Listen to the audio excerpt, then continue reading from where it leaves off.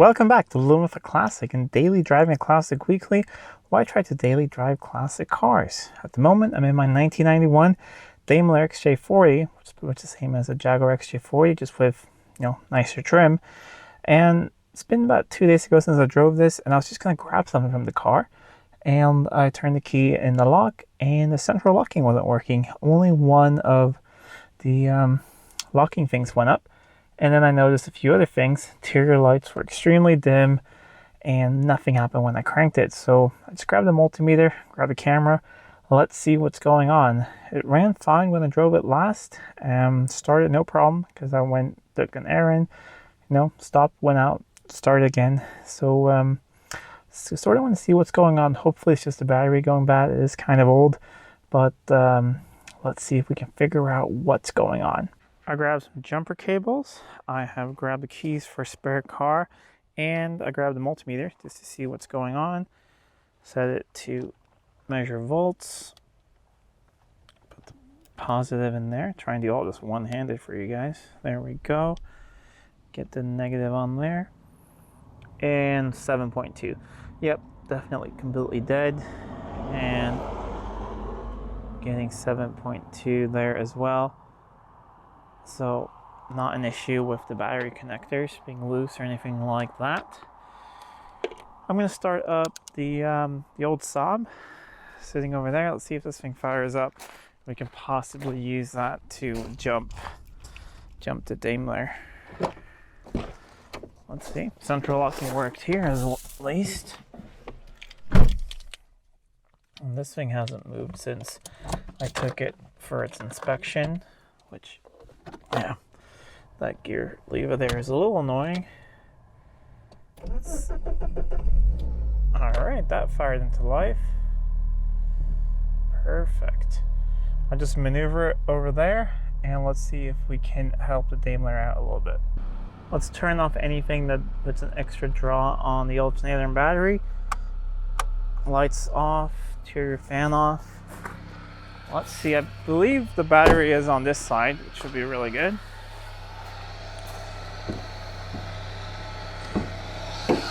And yes, it is. So let's try and untangle all of this. Start getting these covers off. Positive. And I'm guessing that is the positive.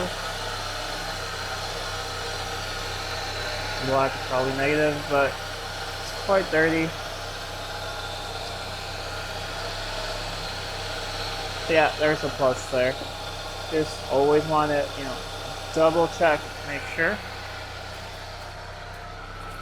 And let's get the negative onto there.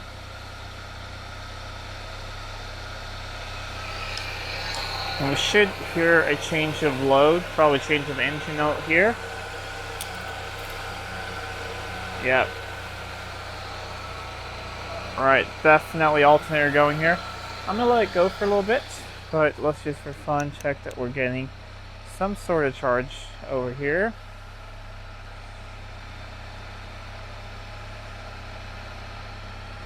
Yeah, 13.7.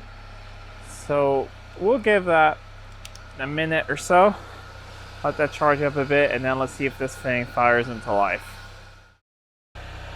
It's been a little over a minute. Let's see if we get any action at all. All right, showing 13 volts up there. Excellent.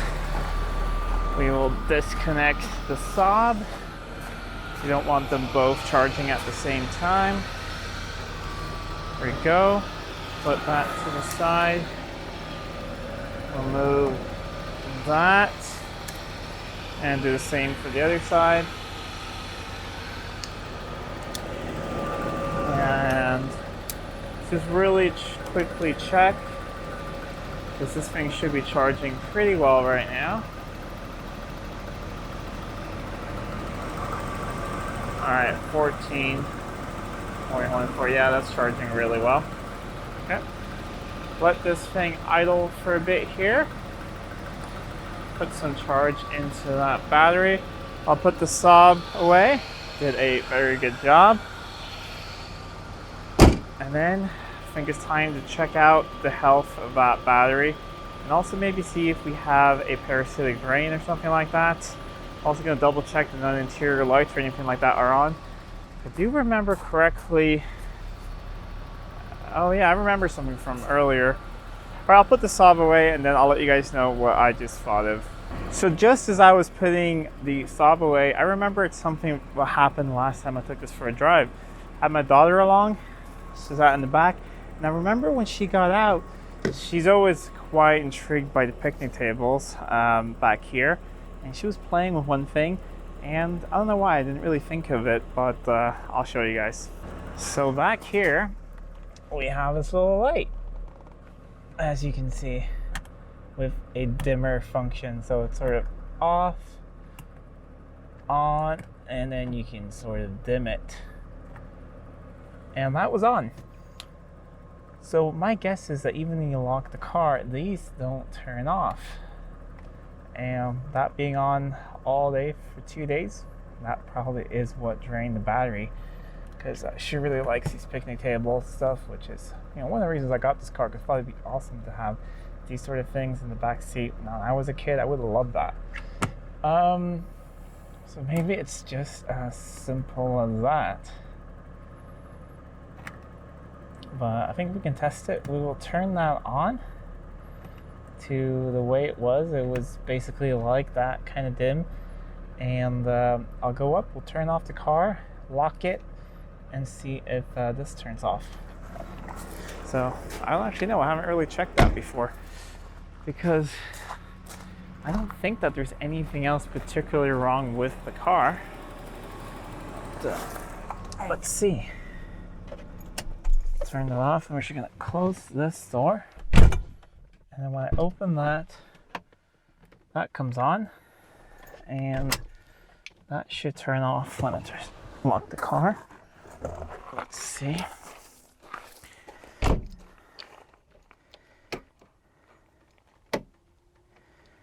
Okay, central locking is not doing its thing for some reason.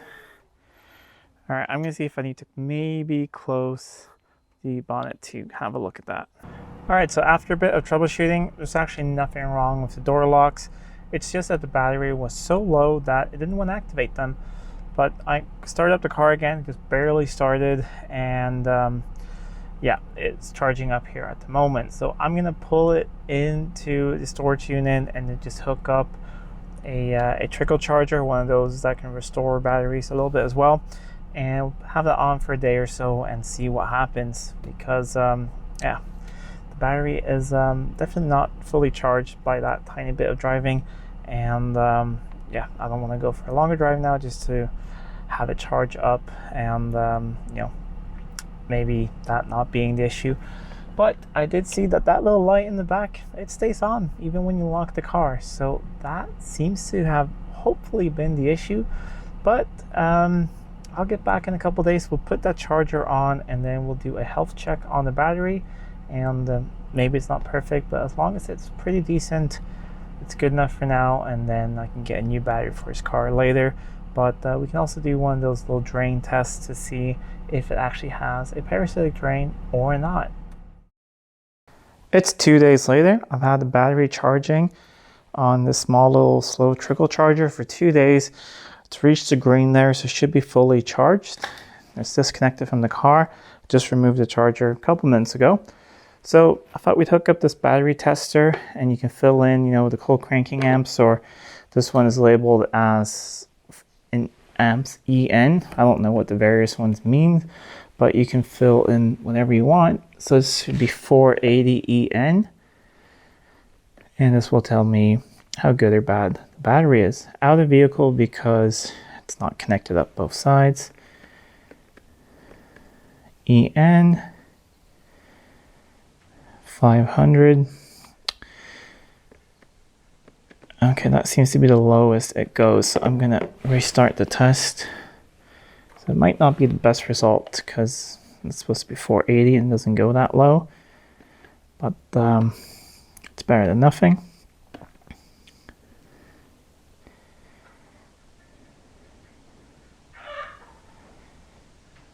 Okay, 37% held. Okay, that's not that great.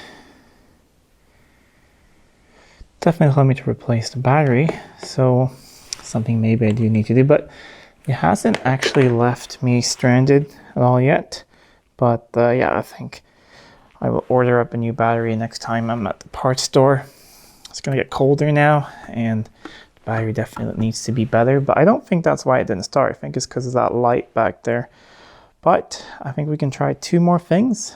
One is, of course, leave the battery connected for 2 days, see if it starts. That was the issue last time.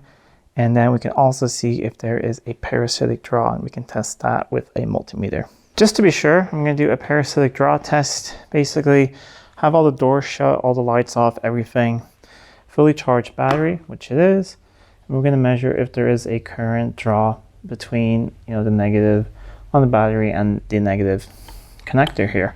So I have it set to amps here. I'm going to start with a big part scale, 10 amps. And I'm getting 0. I don't think this car has a parasitic draw. I mean, I've disconnected the alarm, so that's not on there anymore. And yeah, I'm getting 0 all the time. So that is really, really good news.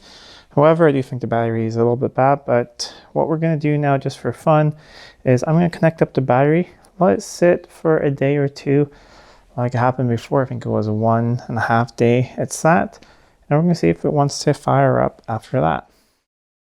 It's been sitting now for 2 days, so let's see if it fires up. I haven't done anything. Just grab the keys, open the door. Let us see. We got interior lights, which is good.